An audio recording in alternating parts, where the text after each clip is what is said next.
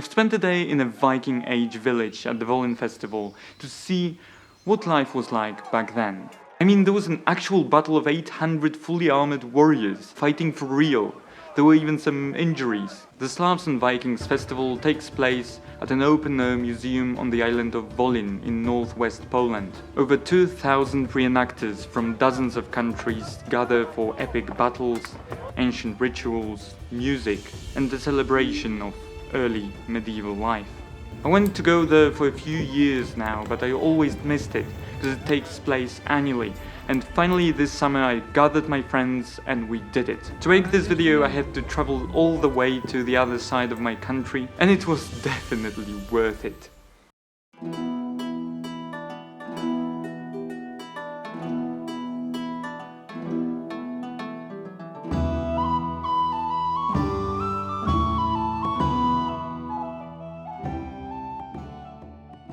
Dzień dobry, witamy w chacie tkackiej w Centrum Słowian i Wikingów na naszym festiwalu i warsztatach.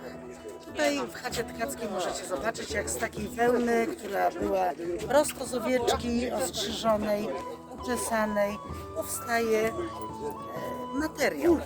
I tu zaczynamy od takiego puszka wełny, już uczesanej, wyczyszczonej. Tworzymy z tego nić na takim wrzecionie na tamte czasy, gdzie odtwarzamy IX-XI wiek, czyli to jest najprostsze narzędzie, jakie można było wykonać, aż do takich pasków, które służyły właśnie do obszywania odzieży, jako pasy do odzieży, jako pasy do torby. Inne materiały, które wykorzystywano, to był len, mogły być to włókna konopi, ale głównym surowcem była wełna.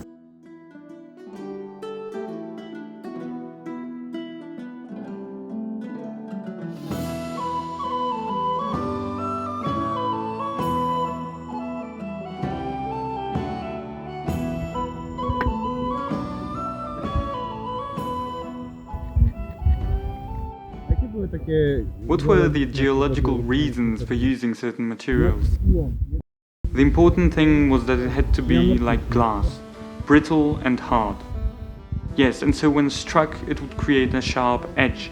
The whole idea was to use materials that could produce such a sharp edge when fractured, because, for example, if you polish flint, you wouldn't get that kind of sharpness. An obsidian, when fractured, actually produces an edge of atomic thickness. Even today, there's no grindable materials that could achieve such thickness, atomic thickness. And where was that kind of material used? Everywhere. In South America, there's even a colony that's still preserved today. They didn't have the same kind of warfare needs. They had good living conditions and didn't need anything extreme. When they started fighting, they began with flint arrowheads. Flint is brittle, so is obsidian, and the armor was made from rawhide. When it's wet, it's easy to cut. This was made using a piece of flint, cut with flint. But only while wet. If the hide is dry, flint can't pierce it, it just shatters. That's why they eventually started using metal tips, because they are more, what's the word? Elastic.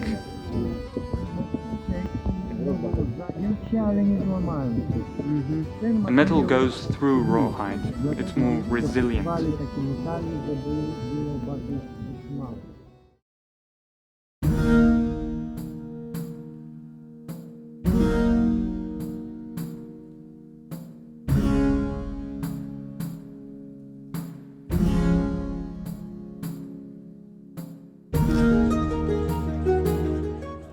Finally, the time has come to see one of the major events on the festival. On the 1000th anniversary of the coronation of Bolesław the Brave, we gathered to relive one of the most defining moments in Poland's early history. They reenacted the day in 1025 when Bolesław, Duke and warrior, was crowned the very first king of Poland. The ceremony was fantastic. It all lasted about 40-50 minutes.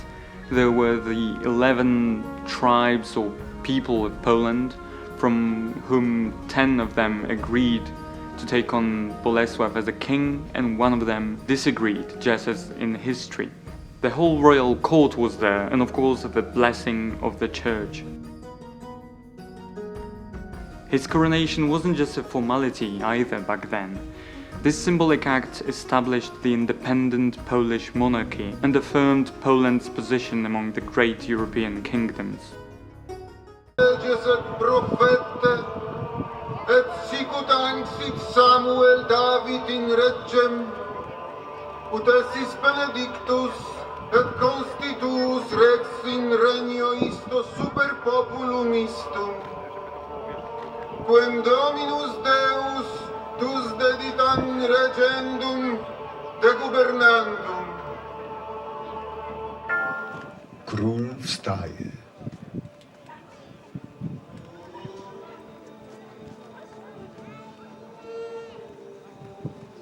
Czy chcesz wiarę świętą przekazaną ci przez mężów katolickich zachować i dowodzić jej czynami pobożnymi?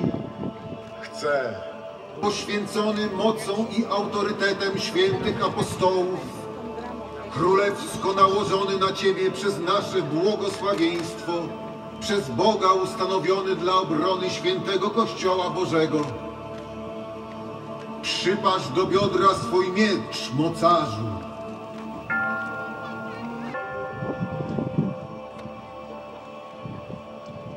Biskupi doprowadzają króla do tronu i stają koło niego.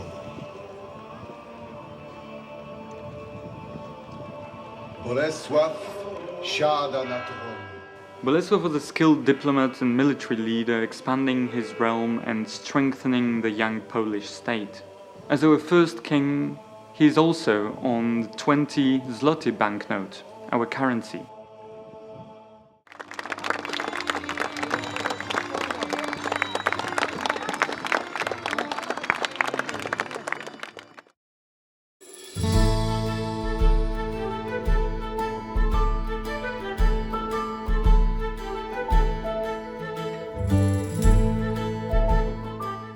My friend just bought an axe, so in the future expect a video about, well, playing axes like this one.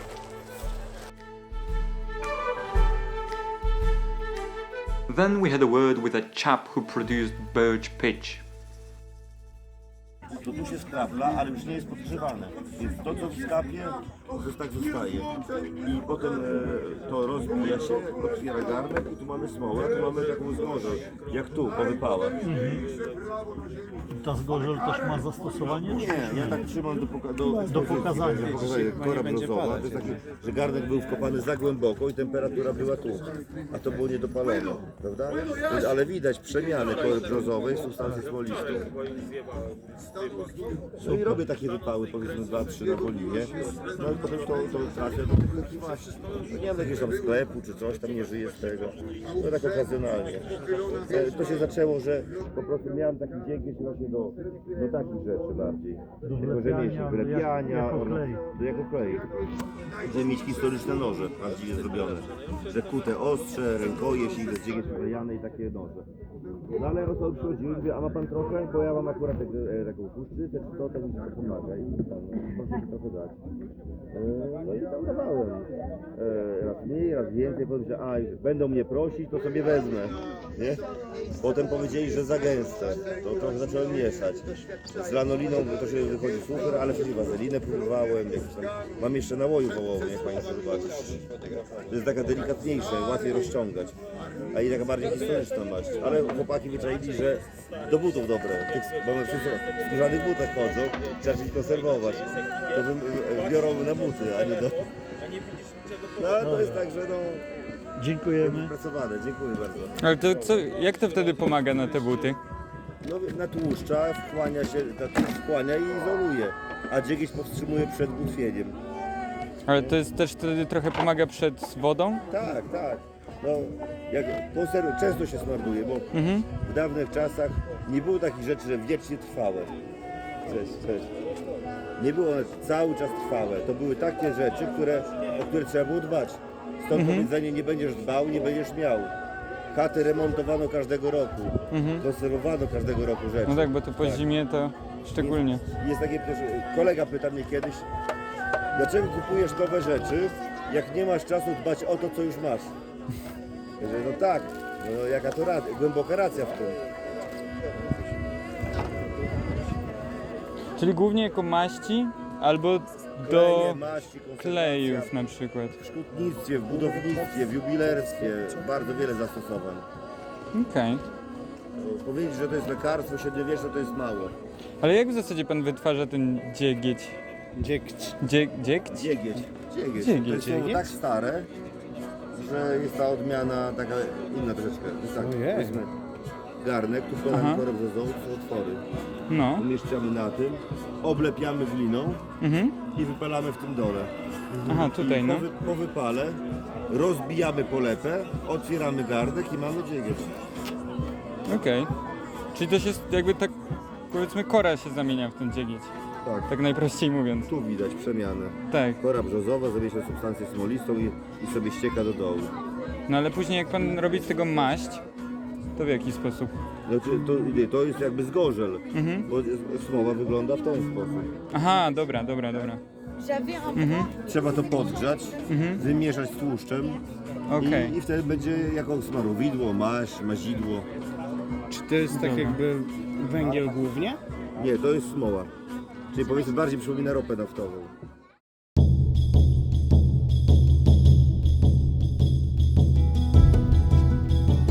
The first warriors were heading slowly for the battlefield, and I've struck a conversation with a lovely gentleman who was working with Willow. This will be a quiver. A quiver for arrows? A quiver for arrows. I'll make it about this height, then add a strap so it can be attached to the belt for a foot archer. And roughly how long does it take to make a quiver like this? How long will it take me? I've been working on it slowly, taking my time. About an hour so far. So another hour and the weaving will be done. It depends whether I have willow rods at hand or need to go and gather them. And where can you gather such willow?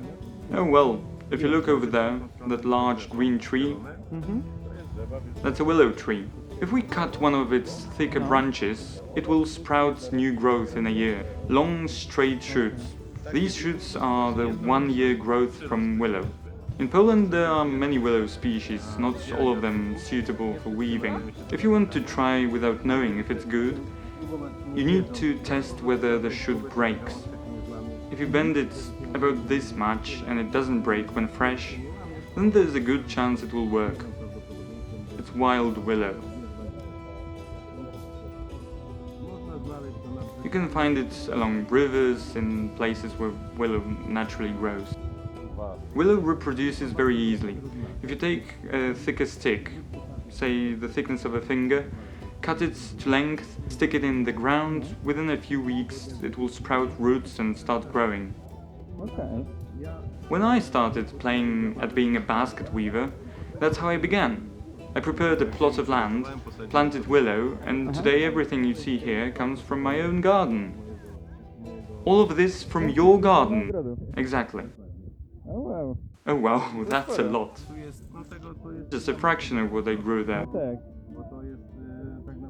Because from one stick you can get up to 8, even 10 new shoots. So if I planted 1,000 or 2 of them, that's quite a lot, maybe half a trailer's worth. That must be a big garden then, mustn't it?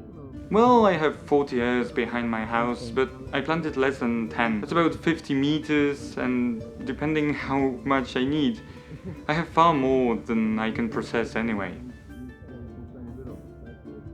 It's also an interesting plant because it grows wild practically all over our country. But in the 19th century, a Jewish man from Greater Poland, then under German rule, traveled to the United States and realized that the willow there was better for weaving, less prone to disease and so on. He decided to import it, but the Americans didn't agree on that. So he came up with a clever trick. He bought a basket woven from fresh, unseasoned willow, took it apart, put the rods into water, and that's how the cultivation began here. Today, the American willow is used throughout the whole of Europe. And this is the American one? Yes, indeed, this is American willow. It's easier to grow, less disease-prone, though pests still can get to it. See here, for example, this rod is already lower quality. Our native willows have more pests. The Americans has fewer. It's easier to cultivate and it bends also better. But here I have another species.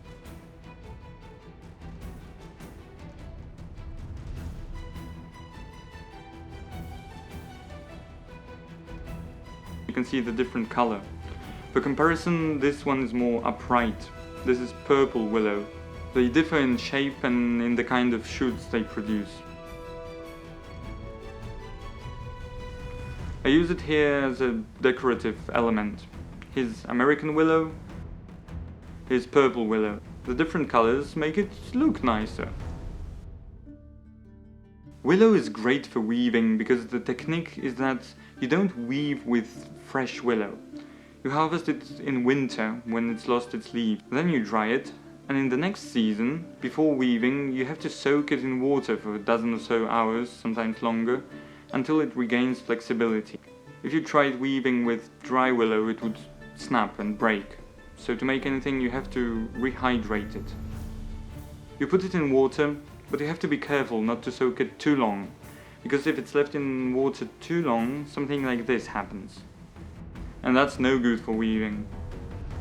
Starożytna metoda połowu ryb. To jest No coś kojarzę. takie urządzenie, nazywa się więcierz. Aha. Trudna polska nazwa przez RZ pisane. Więcież. Działa to w ten sposób, że taki kosz, tam do środka wsypuje się czegoś, co zwabi ryby. Wkłada się to do wody. Tam można przycisnąć to kamieniem, żeby nie wypłynęło. Więc ryby, które krążą w koło, próbują się dostać tutaj. Te drobne sobie może wejdą, ale my polujemy na grubsze. W związku z tym zostawiliśmy dla niej tutaj miejsce, że ona może się podcisnąć. Wejdzie, ale jak już wejdzie, tam się naje, już w tą dziurkę tutaj nie trafi, zresztą tutaj jest dosyć trudno, tak? Więc najczęściej ona tutaj sobie pływa w tym wewnątrz tego, więc ryba, który odławia te ryby, po prostu może przyjść nad ranem i taką pułapkę wyciągnąć. Więc to się nazywa więcierz, pułapka na ryby, znana we wszystkich kulturach na całym świecie, gdzie tylko jest woda i coś, co się daje wyginać, więc i nad Amazonką, i w Azji można, tak. I u nas też oczywiście. No dobra, to dziękuję bardzo. Jak pan ma na imię? Ja mam na imię Jerzy. Jerzy, no to jestem Wojtek. Bardzo miło. Ma pan na imię Dziękuję. tak jak mój średni syn. And for a change of mood, there was also some music.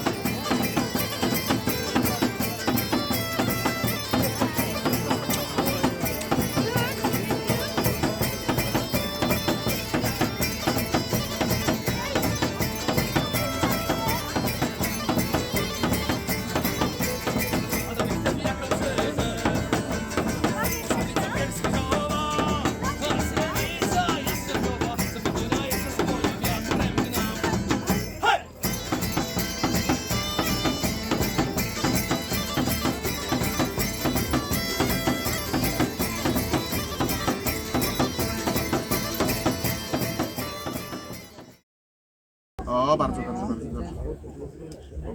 A. No.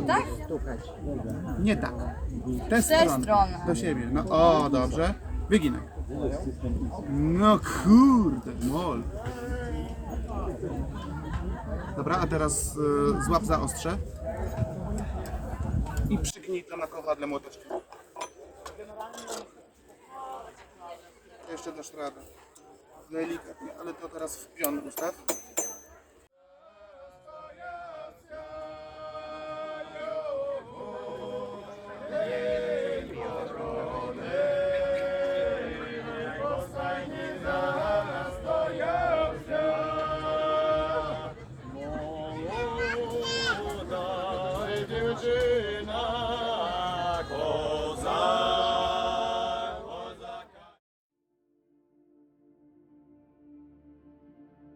Ten styl nazywa się fiński, dlatego że te skarpety były znalezione w Finlandii z takim stylem. Też jest Oslo style, bo skarpety były znalezione w Oslo. No tak, to Będą dosyć takie ciepło. skarpety, szapki i rękawice. Może pan też zrobić jak moja mama też robi. Bardzo fajnie.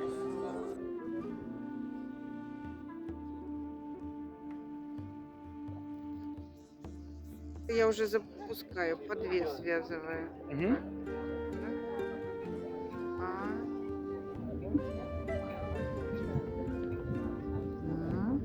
Это классно. Поворот. Да.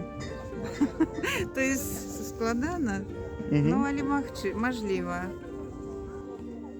И сколько времени это такая... Вот это 35 часов. 35 часов? Так. Окей. То они стоят 300 злотых. И то это, если разделить на часы. Ну да, это хорошо. Да, ну, это не? хорошо. Да. И вы уже как бы целую жизнь так в реконструкции? Я вот этим вяжу лет 10. 10. Да, у меня уже иголка такая гладкая. Вот она такая гладкая да, от это правда. кости. Вот. Очень хорошо. Это много времени занимается. Я же еще что-то Использовано, делаю, да. не только вяжу. А еще что? Я умею заниматься соломоплетением. Могу сплести капелюшки из соломы. Ну, это Окей. уже больше этнография. Окей. Могу пояс сплести. Могу вязать спицами на дротах. А, да. Нет, 10-й, 12 12-й. век, да. Это будет велна? Вот это... И это будет... Это будет по- лен и велна. Лен, окей. Лен и Да. велна. Так. А вот это моя бабтя еще ткала в начале Да? 20 века. Они О. ткали себе там на простыни, Как классно. белье, и остались рулоны. Да. А мне остался подарок. Я берегла, и вот О. сейчас это костюм. Как классно. Да, бабули моей уже нет, Круто. а у ее вот работа тут, да, есть. На кросс. Да. Это же ручное качество. Лен. Это лен, да? Вот, да, это 100% лен. И ручное качество. Ручная работа. Hand-ruch.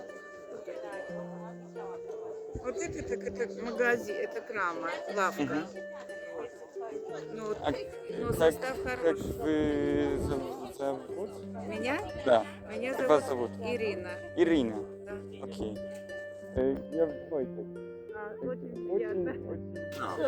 Майстерська називається таблички воскові. І то плитки древняні, то не потончені. Там є метод рама. Такі полончені плитки, то всередку є воск. І воск виступує тут як матеріал письменничий. Острим пальцем робиться. Руками текст рисуємо цоколь. А друга końcówka служила просто до списання. Także jak teraz jest ciepło, to wosk bardzo plastyczny i można cokolwiek wpuścić.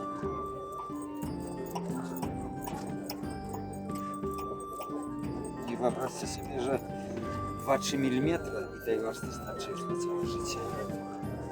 Można pisać i te tabliczki występowali jako materiał zastępczy. Wyobraźcie sobie coś podliczyć, coś tam zanotować, co na przykład potrzebne, jakiś materiał. Można wydać pieniążki na kartki, a jak nie na papierusa, to po prostu jedna tabliczka, przed nim ruch towarów, wszystko, liczenie swoje wstępne, jakieś rozliczenie z klientami, wszystko było. A z czego to jest, jaki to jest wosk? Naturalnie, wosk. Pszczeli wosk.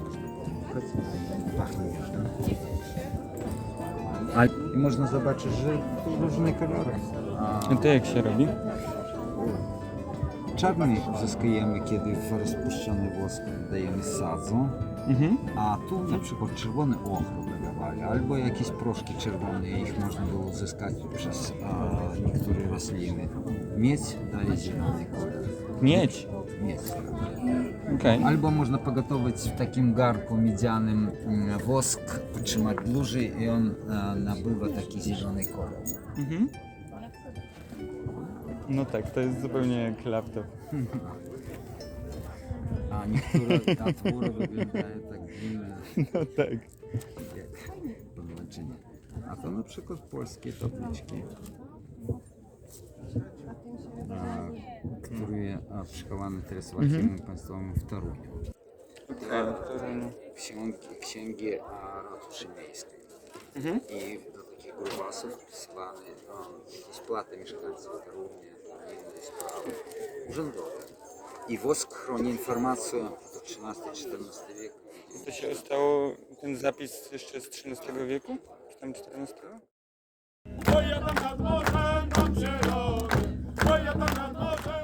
Unexpectedly, we had an otherworldly experience, kind of like from a fantasy film, when we've encountered this ritual dedicated to water.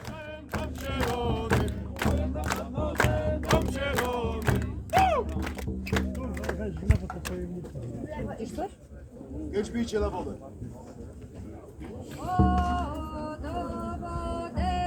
Dobrze, dobrze.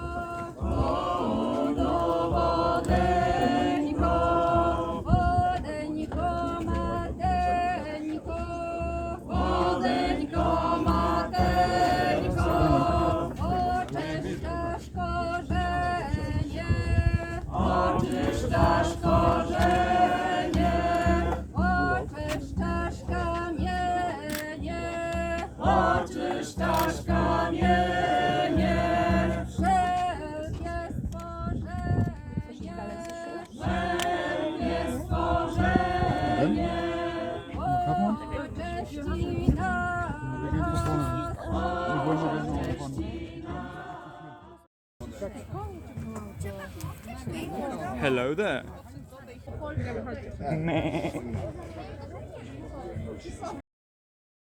Finally, everybody headed to the battlefield, and as promised, you're gonna see the whole battle. But before that, we had one last talk with a chap that was incredibly knowledgeable about Scandinavian mythology, and I just couldn't make you miss it, alright? Więc to są tylko i wyłącznie w większości różnice językowe. Jedna różnica jaka jest to, że rzeczywiście kult Frei bardzo ciężko znaleźć poza Skandynawią. Bo Frei również ma imię Ingwi. To jest pan Ingwi, Ingwi Fruir. I Ingwiego można znaleźć troszeczkę w innych miejscach, ale jego siostry Frei to niekoniecznie na przykład. To przedstawia? Freja. No nie, no męski, no chyba... No właśnie. Człowiek by pomyślał, że łatwo poznać, czy to jest żeńskie, czy... Zastanawiałem się, to w dzisiejszych czasach LGBT to trochę ciężko tutaj rozróżniać pewne rzeczy w płcie, nie? Mnie to zaskoczył, ale nie, chodzi mi o co, skąd jest ten wizerunek? To naprawdę to jest jakieś wasze wyobrażenie, czy gdzieś były jakieś to jest tylko i wyłącznie zwiększyliśmy skalę, bo zachowała się nieduża, mniej więcej takiej wielkości posążek z brązu ze Szwecji, z nad jeziora Malaren.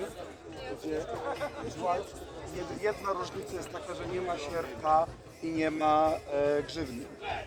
Ale ze źródeł pisanych wiemy, że w świątyniach bogowie przez wizerunki bogów trzymały takie grzywny, pierścienie, bransolety, różnie to było nazywane, świątynne, które są wykorzystywane przy przysięgach, Proszę, przepraszam bardzo. Świątynię pani jest. Czyli teoretycznie to jest replika, tak? Tylko w większej skali, tak? Tak. 1:1, tak? No to jest 5, powiedzmy, przynajmniej 20 do 1. 200. No bo to nie była duża figurka, ona była z brązu. A czym się objawiał tak pokutcy? Freja. Freja? Czym się objawiał? Jakie jakieś obrzędy, jakieś fajne, coś takiego ciekawego? Na przykład brano jego posążki, przedstawienia i robiono pochód przez sporą część kraju, gdzie zatrzymywał się powóz właśnie z Bogiem co jakiś czas i żeby ludzie mogli jakieś ofiary złożyć i błogosławieństwo przyjąć. Generalnie to Bóg podnosi, tak? Bóg podnosi też bogactwo, radości, szczęścia, wolności, ten, który uwalnia. Bardzo, bardzo pozytywny Bóg. Tak jak Thor. To są też jakieś jego... Właśnie tutaj mamy w mniejszej skali to przedstawienie. To jest to właśnie, tak? Tak, dokładnie. Tu mamy niedużą figurkę Thora i nieduże przedstawienie Odyna. Skandynawowie, którzy tutaj mieszkali, a mieszkali licznie, swoich bogów dalej czcili. Mamy przedstawienia Odyna z Rusi, z okolic Nowogrodu, gdzie niektórzy Skandynawowie przyjmowali kult słowiański lokalny, a niektórzy dali czcili swoich bogów. Czy rzeczywiście Rurek to był... On był Szwedem, tak. I na przykład ze skandynawskich symboli to jest tak zwany walknuter. Islandczyk powiedziałby dzisiaj walknut. A 1000 lat temu Skandynawia powiedział walknuter. I nie jesteśmy do końca pewni, co znaczył ten symbol, ale najprawdopodobniej wtedy 9 światów, 3 trójkąty, po 3 boki, po 3 kąty, razem 9. 3 światy niebiańskie, 3 światy ziemi tutaj i 3 światy pod ziemią oraz ofiarę, poświęcenie dla Boga. Więc takie są skojarzenia, można powiedzieć, Walknuta. I tu mamy Walknut dokładnie znaleziony tu niedaleko na Wolinie. Taki właśnie model Walknuta tutaj niedaleko znaleziono. Tutaj mamy plecionkę, która ma formę dość skandynawską, ale też taką plecionkę znaleziono tam na Wolinie. Rysowałem takie w zeszycie, jak się nudziłem w szkole. Znaczy to może nie dokładnie takie. Nie dokładnie, ale podobne. Tak, ale dokładnie właśnie taka była tutaj na Wolinie. Mieli w Skandynawii podobne, ale nie dokładnie takie, więc też mamy tutaj motywy. To jest sierp, to jest jeden z rodzajów sierpów wczesnośredniowiecznych. Tu mamy też sierp jako atrybut. To jest jako symbol Freya, to jest jako symbol Odyna, włócznia, boga wojny, mądrości. Przede wszystkim to Skandynawowie nie funkcjonowali rytualnie według kalendarza solarnego, tylko według lunarnego. I mamy zachowane bardzo dobrze, jak wyglądał ten kalendarz, gdzie szło to wszystko zgodnie z księżycem.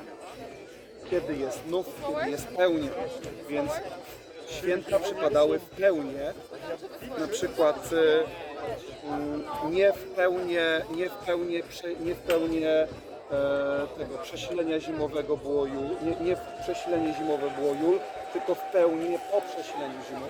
W styczniu, jeśli chodzi o święto poświęcone Frejowi, no to raczej te letnie święta, kiedy najpierw wzrastają zboża pod opieką pod opieką Bygwira oraz pod opieką Sif, żony Tora. A na pewno? Potem jak są zbiory, to też należy i jemu i tym wszystkim Bogom podziękować. Zaś w zimę, no to opiekunem Julu, święta zimowego, jest Odyn.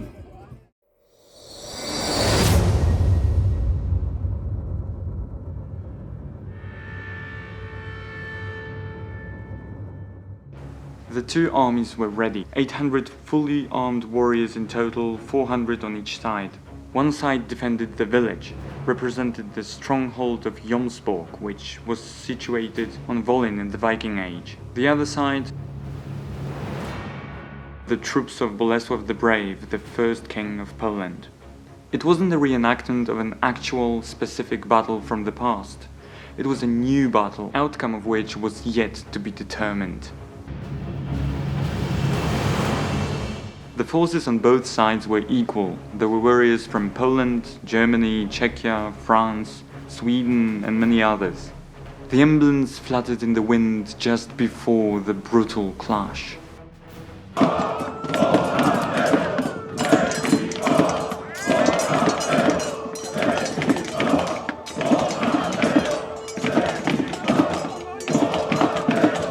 And just like that, it began.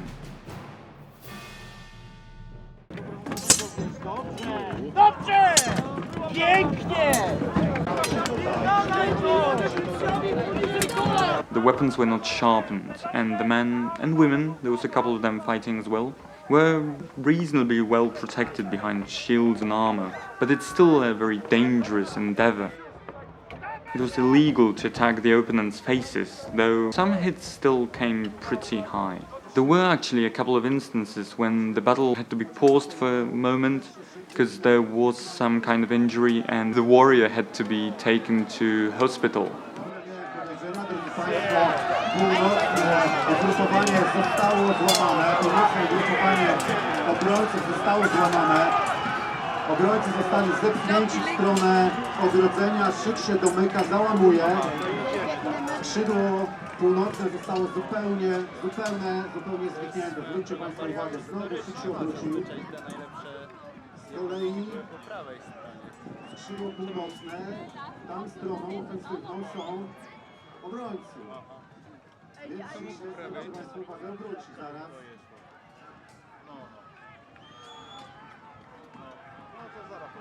It was a very different experience to reading about a battle in a history book. Only being there and hearing the battle, seeing the battle, you could understand the atmosphere that was accompanying these sort of events in the past.